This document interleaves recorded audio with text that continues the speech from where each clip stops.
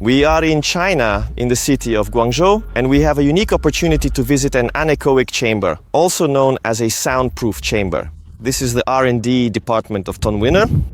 Well, you know that this company makes top-notch hi-fi and high-end devices, but they also have this very camera, which I've wanted to get into it for a very long time, and unfortunately I wasn't able to do that in Moscow. And if you know where such places are in our capital, please let me know in the comments. But in China they do exist even, well, of course, at a top audio company, but still. So now let's open this huge heavy door and take a look at how everything is set up and in general what it's all for. Stepping inside, I immediately feel an intense sensation as if two pillows are being placed over my head. Multiply that by 10, and there's this strange, thrilling emptiness, and at the same time, a kind of madness. Because, you know, for a normal person, it's quite difficult to stay in such chambers for more than 45 minutes, since all of this puts a lot of pressure on your psyche. Once you're in here, even a healthy person with no issues at all will be able to hear their own heartbeat. Moreover, as far as I know, even heart valves are tested for loudness in such chambers. As we know, sound can travel through certain mediums. For example, if there is air or even in water or say in wood, sound can travel, but in a vacuum, as we know, it cannot. So if we're watching a movie, some kind of sci-fi where a spaceship flies by and we hear the sound of its engines, no friends, that's not how it works in space. So essentially what we have here is a kind of simulation. What's the point of how it works? That is, all these so-called pyramids, they absorb sound. Only the direct sounds coming from the source reach the microphone, while all the rest, all those reflections that we can hear in a regular room or even in a forest, the reflections coming from the ground, from trees and so on. In a garage, for example, the reverberation can be extremely high. Now, in a house with a tiled floor, it's practically impossible to listen to music there, for example. Not to mention trying to test anything in such a space. This room, on the other hand, is specifically designed to absorb all those sound waves and reflections using this kind of construction. These are pyramids filled with a special material. Moreover, the room itself needs to be enclosed in a shell that also dampens electromagnetic interference. By the way, as far as I know, the first anechoic chamber was built in 1940 specifically for measuring microphones and acoustic systems. There are two types of chambers. Acoustic ones, which simulate an unlimited space, and radio frequency ones, which are used to determine the electromagnetic compatibility of equipment.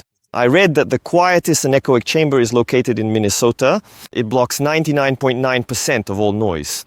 In fact, no one can stay in it for more than 45 minutes. You know, I've already been filming here for about 5 minutes for you, and while it's not exactly hard, I am definitely feeling some discomfort. A chamber like this should actually be for people who are extremely tired, who are experiencing stress. You know, nowadays, in recent years, in the past decades, this crazy pace, everyone is trying to keep up with something. And just imagine that you have a room like this. So you come here, sit down, close your eyes and relax in every sense of the word from this crazy world because nothing bothers you, neither sounds nor electromagnetic fields. And you can quietly, for example, play one of your favorite songs and enjoy the purest, most crystal clear sound possible. Still, we haven't fully immersed ourselves. We need everything to be uncompromising, so now I'm going to close the door. Where is it? Just like that. Wait. I get the feeling that it's not really meant for people to be locked in here. We're probably going to be among the first who stay inside it. Hopefully not forever. Look, once again, the acoustics here are of an interesting kind. Basically, there aren't many parallel angles here. Everything is slanted. Again, this is to keep diffraction inside the enclosure to a minimum. I don't see any crossovers here, but I do notice audiophile cables, which I also saw at the Tonewinner factory. Still, I'm sure this is some Chinese manufacturer.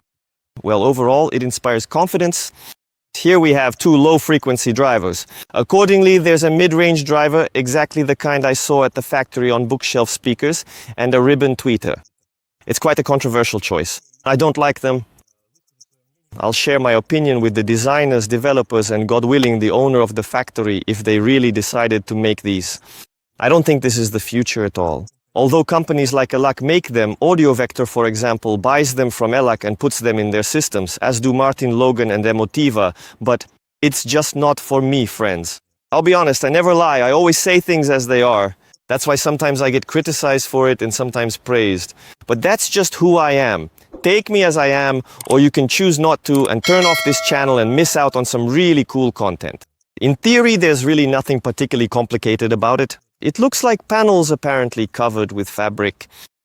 It's not all that neatly done here. Everything is fastened with clips. But nevertheless, I think creating all this requires quite a bit of effort and, accordingly, intelligence. Let's put this panel back the way it was.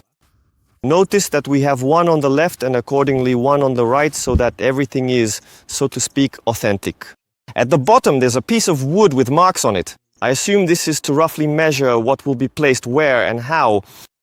The central channel with two-phase inverter ports is definitely a Tonewinner design, as they say. You can bet your life on it. Well, yes, I was right. On the back it says Tonewinner, 4 ohms, 85 decibels. It can handle from 20 to 100 watts, and it plays from 75 hertz to 20 kilohertz. Well, good job really. I rarely see such complete specifications listed on speakers.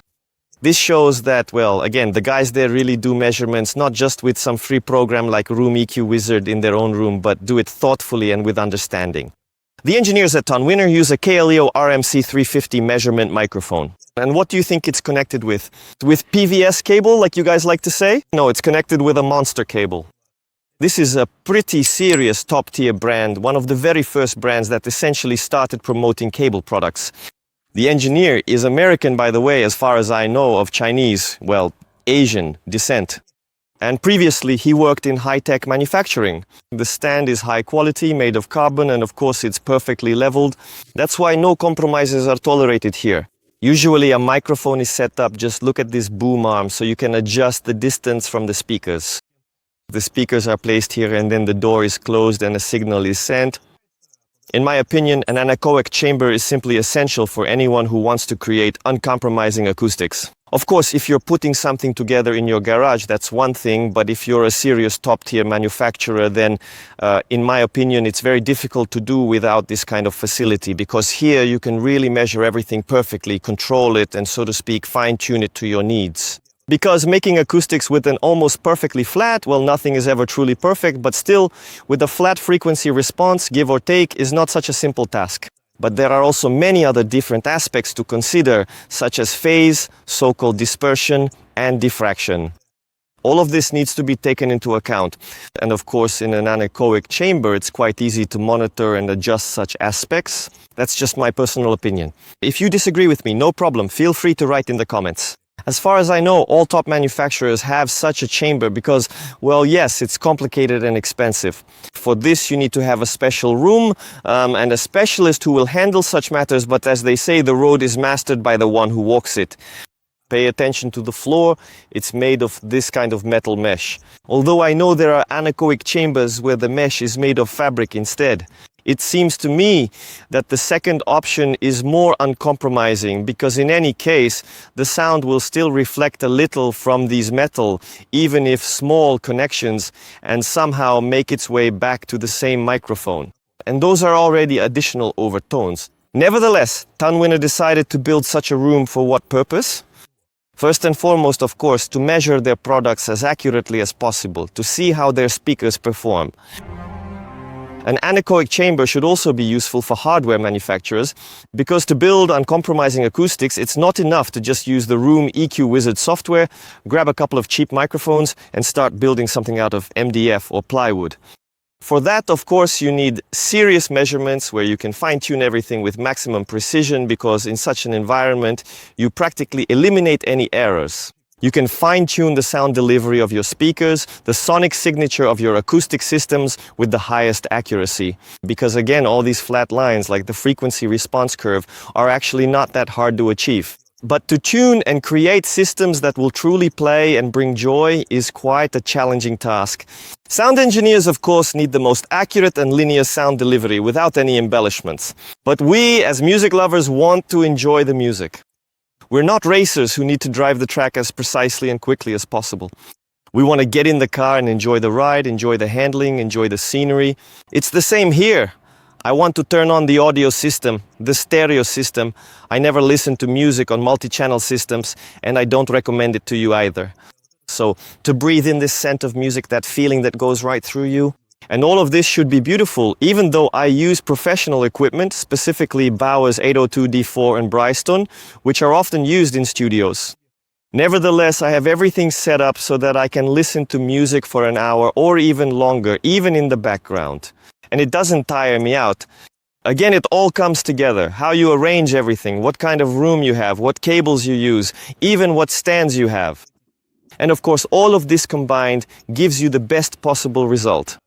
If you don't want to bother with all that, you can simply set up 2 speakers, connect them with a basic entry-level cable like a Northstone, and you'll still get good results. But if you truly want to go much deeper and really feel the music resonating with your entire body, to fully immerse yourself as completely as possible within the sound, then you absolutely need to take it significantly further. And God forbid someone forgets us here for more than an hour. I don't think Vitaly the cameraman and I would survive that.